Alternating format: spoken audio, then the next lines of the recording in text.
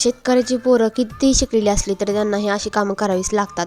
त्याआधी मी आज सकाळी हेअर वॉश केला होता, कारण आज होते एकादशी आणि एकादशीचा उपवास माझाही असतो. काल हे फ्रीजवरचं कवर धुरलं होतं, मग ते आज मी त्याच्यावरती टाकलं व्यवस्थित आणि नंतर स्वयंपाक करून घेतला. आता 3 जणांची होती एकादशी आणि 2 जणांचा एकादशी नव्हती, म्हणून त्यांच्यासाठी भाकरी आणि भाजी बनवली आणि आम्हा सगळ्यांसाठी खिचडी बनवायचा प्लॅन होता. मग मी इकडं लगेचच दूध पण आलेली होती म्हणून तापवायला ठेवली आणि बटाटा वगैरे कापून घेतलं. मोस्ट ऑफ लोकांना तर की नाही साबुदाण्याची खिचडी खूप जास्त आवडते आणि मी एकुलती एक आहे, मला आवडत नाही. नंतर नवरोबा घरचे सगळे गेले होते मळायला. आमचा हरभरा सगळा काढून झाला होता माळावरचा, तोच आज मळायचा होता.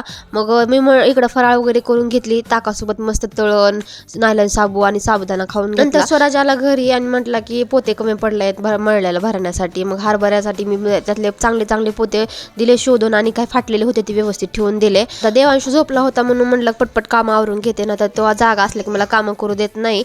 आणि रानातून ना नवरोबाने मोहरी आणली होती चोळून आणि मग तेच कचरा होता, मग तो साफ करून घेतला मी. खरं सांगू, शेती असल्यावर ना हे सगळे फायदे होतात. एका रानामध्ये भरपूर सारे पिकं घेतली जाऊ शकतात. तर लग्नाआधी तर ही सगळ्या गोष्टी आम्हाला माझ्या माहेरीनं विकत घेऊन खाव्या लागायच्या. शेती आहे पण तिथं एवढं काय आम्ही जास्त पिकवत नाहीत, असं वार्षिक उत्पन्नच असतं. पण लग्नानंतर अशा भरपूर गोष्टी मला बघायला भेटल्या, रानामध्ये काय काय पिकतं काय काय नाही असो. मग नंतर मी सगळी कामं माझी आवरून घेतली आणि म्हटलं 2 घोट चहाचे निवांत पिऊन घ्यावे. पण तेवढ्यात पोरगं उठलं माझं, मग त्याला घेऊन बसले, त्याला नदी लावत लावत चहा वगैरे घेतला. तेवढ्यामध्ये आमचं ट्रॅक्टर आलं होतं आणि इकडं माल उतरवायला चालू होता. किती शिकलेली पोरं असली ना तर त्यांना रान असल्यानंतर, शेती असल्यानंतर अशी पोती उचलावी लागतात किंवा रानामध्ये काम करावीच लागतं. माझं पार्सल आलं होतं नंतर, तर ते पार्सल काय आलं होतं मी तुम्हाला उद्याच्या ब्लॉगमध्ये सांगते. भेटून नेक्स्ट